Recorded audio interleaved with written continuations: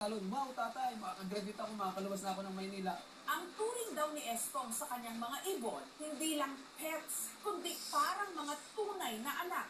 Alas 4 ng madaling araw, dapat gising ka na kasi papakainin mo yung ibon. Siguro nahawaan na rin niya ako ng hilig niya sa pag-aalaga ng ibon. Kasi minsan nakausap ko na rin niya sila eh. Pagka ako naiiwan sa bahay, parang din ako may mga kausap ng mga bata, nalulungkot din ako pagkatahimik sila. Yung mga ibon po kasi ni tatay, parang kapatid na din po namin, kaya parang di na din po kami nakakaramdam ng selos.